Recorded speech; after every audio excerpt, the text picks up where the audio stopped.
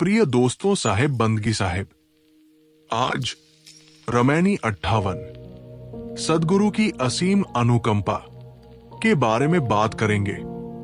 तै सुत मान हमारी सेवा, तो कहे राज देव हो देवा, अगम द्रिगम गढ़ देव छुड़ाई, औरों बात सुनहु कछुआई, उत्पत्ति परलय देव देखाई, करहु राज सुख बिलसो जाई, एको बार न होई है बांको, बहुरी जम न होई है ताको, जाए पाप सुख होई है घना, निश्चय बचन कबीर के मना, साखी साधु संत तेई जना, जिन्हें मानल बचन हमार, आदि अंत उत्पत्ति प्रलय, देखो दृष्टि पसार।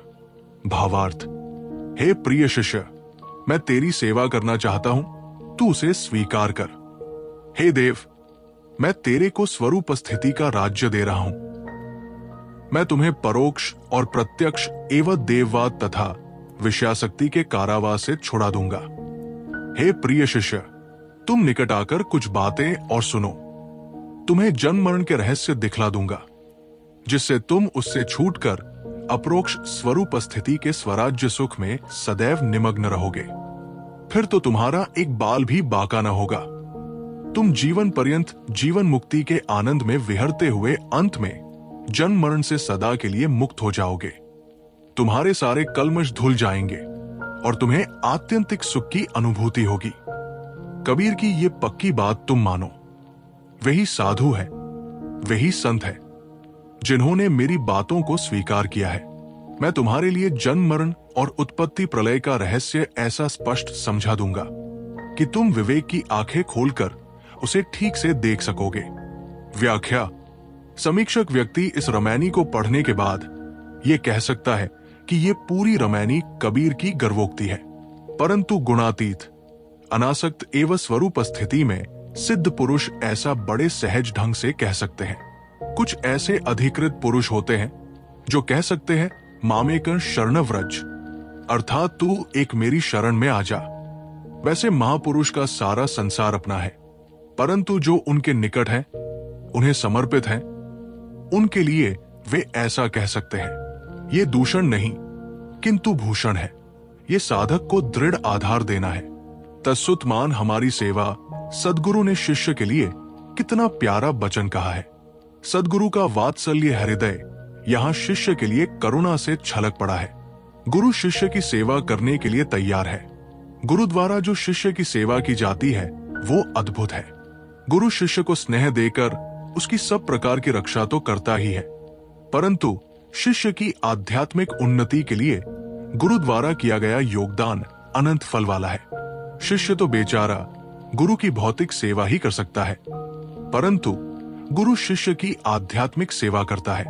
खेद है, ऐसे गुरु कम होते हैं जो शिष्यों को स्नेह देते हैं और हर प्रकार उनको उन्नत पथ पर अग्रसर कर आध्यात्मिक प्रेरणा देते हैं। अधिकतम गुरु तो ऐसे होते हैं जो जैसे कैसे लोगों को बिना परीक्षा किए शिष्य के रूप में बटोरते जाते हैं, परंतु उन्हें शुद्ध स्नेह न देकर कुछ दिनों में उनसे उलझने लगते हैं। साधारण गृहस्थ जैसे अपने पुत्रों से खींचता तथा झींकता रहता है, वैसे अधिकतम गुरु लोग अपने शिष्यों से जीवन भर उलझते रहते हैं। वे सदैव शिष्यों की शिकायत ही में पड़े रहते हैं। यदि शिष्यों को बटोरने में जीवन में अशांति ही आए तो ये गुरुत्व बेकार है। वही काम करना चाहिए जो शांतिप्रद हो। परमार्थ पद के जिज्ञासा, मुमुक्षुत्व, साधुत्व, संतत्व, 4 स्तरों के बाद गुरुत्व पद आता है। पहले मनुष्य को सत्य ज्ञान की जिज्ञासा जानने की इच्छा होती है। जान लेने के बाद मुमुक्षा एवं मोक्ष की इच्छा होती है। तब साधना करते हुए साधक साधुत्व जीवन बिताता है। इन 3 स्तरों के बाद संतत्व आता है, जो निष्काम दशा एवं जीवन मुक्ति स्थिति है। ये स्थिति संसार से पूर्ण अनासक्ति दशा की है। ऐसी अवस्था में पहुंचकर साधक को कोई बंधन नहीं रहता। ऐसा पुरुष महान सदगुरु है। ये अवस्था प्राप्त हो जाने पर जो महान पुरुष शिष्यों को शरण में लेता है, वो उन्हें ठीक से निभाता है, उनको शुद्ध स्नेह देता है, परंतु उनमें उलझता नहीं। वो पूर्ण अनासक्त होने से उसे द्वंद्व आ ही नहीं सकते। जो लोग अनासक्त हुए बिना अर्थात अपने में पूर्ण निर्बंध हुए बिना शिष्यों को बटोरने लगते हैं, उनका जीवन अशांत होता है। वे शिष्यों से रात दिन कलह करते हुए जीवन को अशांति में बिता देते हैं। गृहस्थ शिष्य भी अपने गुरु में पूर्णता देखना चाहते हैं, और जो घर द्वार छोड़कर विरक्त शिष्य गुरु के पास जीवन भर के लिए आ जाते हैं, वे तो निश्चित ही गुरु में पूर्णता देखना चाहते हैं। अतएव विरक्त शिष्यों को संभालना कोई मामूली बात नहीं है। जब तक गुरु स्वयं पूर्ण नहीं होगा, तब तक वो विरक्त शिष्यों को शांतिपूर्वक नहीं संभाल सकता। गुरु को मां हृदय होना चाहिए। उसके हृदय का प्यार शिष्यों के लिए सदैव छलकता रहे। इससे कोई ये भ्रम न कर ले कि उसे ममतालु बनने के लिए कहा जा रहा है। वस्तुतः पूर्ण अनासक्त गुरु ही शिष्यों को प्यार दे सकता है। आसक्त व्यक्ति तो कुछ समय ममता करता है और मन में विघ्न पड़ने पर द्वेष करता है। शुद्ध एकरस प्यार उसी के मन में हो सकता है जो सर्वथा अनासक्त है, परंतु इसका यह भी अर्थ नहीं है कि वो गलत शिष्य को भी बटोरे रहेगा। वो शिष्यों को स्नेह देने वाला होते हुए भी अपने साधुत्व नियम में पक्का रहेगा। बराबर अन्यथा करने वाले शिष्य को दंडित भी करेगा, उनका त्याग भी करेगा। अनुशासन के बिना तो समाज भ्रष्ट हो जाएगा। अथर्ववेद में गुरु शिष्य के संबंध में एक बड़ा सुंदर मंत्र आता है। ऋषि कहते हैं, आचार्य, गुरु, ब्रह्मचारी शिष्य को उपनयन, विवेक नेत्र देने के लिए उसे अपने गर्भ में ले लेता है। मां का खाना पीना, सांस लेना ही गर्भस्थ शिशु का खाना पीना तथा सांस लेना है, क्योंकि गर्भस्थ शिशु मां को पूर्ण समर्पित होता है। इसी प्रकार जो सद्गुरु को पूर्ण समर्पित होता है, जो शिष्य गुरु का गर्भ बन जाता है, पूर्णतया गुरु के इशारे पर नाचने लगता है, उसका जीवन शीघ्र ही आध्यात्मिक दिशा में उन्नत हो जाता है। बस दोनों का बानक यही होना चाहिए कि गुरु पूर्णतया निष्काम तथा अपने पद में स्थित हो और शिष्य निष्कपट भाव से समर्पित हो। सद्गुरु कहते हैं, हे पुत्र, हे शिष्य, मैं तेरी सेवा करना चाहता हूं। तुम्हें स्वरूप स्थिति का स्वतंत्र राज्य देना चाहता हूं। तुम मेरी तरफ ध्यान दो। हे देव, तुम अपने स्वरूप को समझो। कितने लोग शिष्यों को तुच्छ समझते हैं। ये बड़ी भारी भूल है। जो कल्याण की इच्छा लेकर गुरु के पास है, वो तुच्छ कैसे है? वो तो देवता है, शिष्य देवता है। गुरु को चाहिए कि वो अपने हृदय में शिष्यों के प्रति आदर का भाव रखे। कबीर साहब शिष्य को देव कह रहे हैं। अगम द्रिगम गढ़ देव छुड़ाई। अगम है अदृश्य, मन वाणी तथा समस्त पकड़ से रहित परोक्ष कल्पित पदार्थ के प्रति अवधारणा। ऐसा ईश्वर, ऐसा ब्रह्मा तथा ऐसा मोक्ष जिन्हें हम नहीं जान सकते, ऐसी वस्तुओं की कल्पना अपने मन में पाले रखना एक मानसिक कारावास है। ये गढ़ है, किला है, जेल खाना है, जिसमें हमारा मन कैद है। ये परोक्ष कारावास है, न दिखने वाला जेल खाना है।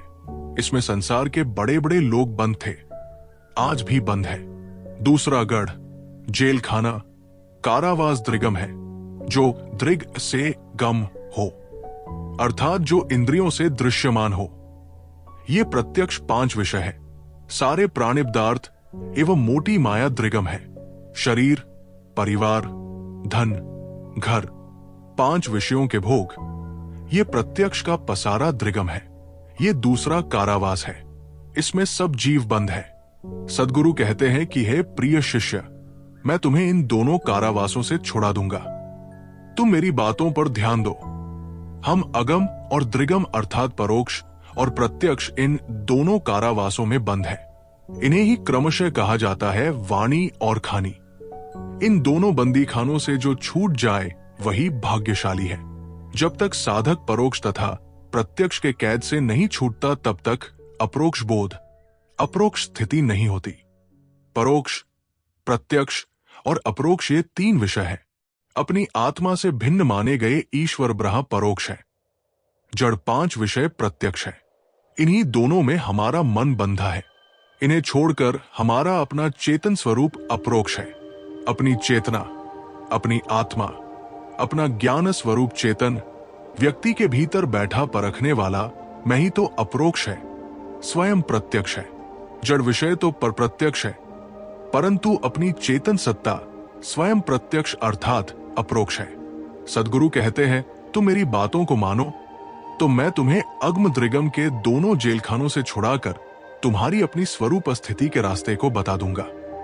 उत्पत्ति प्रलय देव देखाई, मैं तुम्हें ऐसी दिव्य दृष्टि दूंगा कि तुम उत्पत्ति प्रलय को देख सकोगे।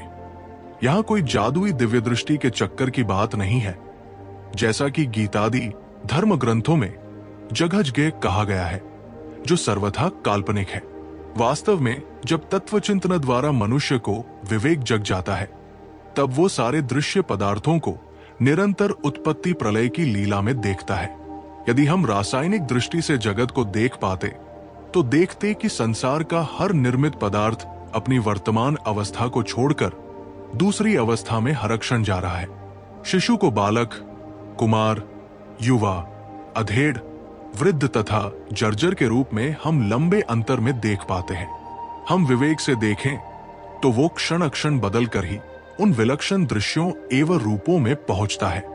हम स्थूल दृष्टि से एक मकान को देखते हैं तो उसका बाहरी ठोस रूप ही दिखता है, परंतु विवेक से जब हम उसे देखने लगते हैं तब वो ईंट, सीमेंट, लोहा, लकड़ी, मिट्टी आदि का ढेर लगता है।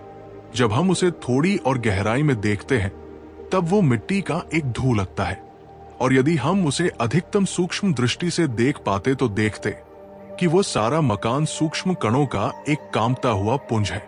गुरु विवेक और चिंतन से वे सारी स्थूल चीजें खो जाती है, जो स्थूल दृष्टि से देखने पर मोहने वाली लगती है। हमें निर्मित कार्य पदार्थों में ही तो मोह होता है, और वे असली नहीं है किंतु माइक है। सत्य इकाई है, योग नहीं। योग ही दिखता है, मोहता है, जो असत्य है, और इकाई दिखती नहीं, जो सत्य है। सदगुरु कहते हैं कि सब कुछ सब समय बदल रहा है। ददा देखू बिन सनहारा, जस देखू तस करहू विचारा, करहू राज सुख बिल सो जाई। जो सारे दृश्यों को क्षण भंगुर समझकर अपने अविनाशी स्वरूप में निमग्न है, उसी का स्वराज्य है, सुराज्य है। भौतिक राजकाज तो सदैव द्वंद्वमय है।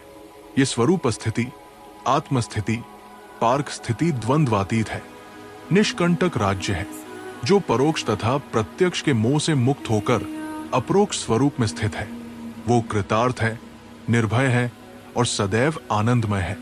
वो आनंद सिंधु अहंतातीता है। एको बार न हुई है बांको, जिसने नाशवान देहादी पदार्थों का राग छोड़ दिया है, और जो अपने अविनाशी स्वरूप में स्थित है, उसकी इस संसार में क्या हानि है। जिसने अपनी हानि करना छोड़ दिया है, उसकी हानि कोई दूसरा कैसे कर सकता है।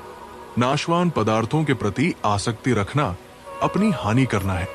जो सांसारिक वस्तुओं में रात दिन आसक्त है, उसी को सर्वत्र हानि लाभ के भाव प्रदर्शित होते हैं। जिसने मोह, द्वेष, आसक्ति, लालसा, कामना आदि का सर्वथा त्याग कर दिया है, उसकी इस नश्वर संसार में क्या हानि हो सकती है। अनासक्त तथा स्वरूपस्थ पुरुष ही जन्म मरण के चक्कर से मुक्त हो जाता है। सदगुरु कबीर जड़ प्रकृति से भिन्न आत्म अस्तित्व, पुनर्जन्म, कर्म फल भोग तथा वासनात्याग से मोक्ष मानते हैं। इसलिए वे कहते हैं, बहुरी जन न होई है ताको। ये केवल जीवन मुक्ति ही नहीं, विदेह मुक्ति भी मानते हैं। जाए पाप सुख होई है घना, अनासक्त व्यक्ति के सारे पाप, सारे कलमश भाग जाते हैं। आसक्ति ही तो पाप है और अनासक्ति ही पुण्य है। यही परम सुख है।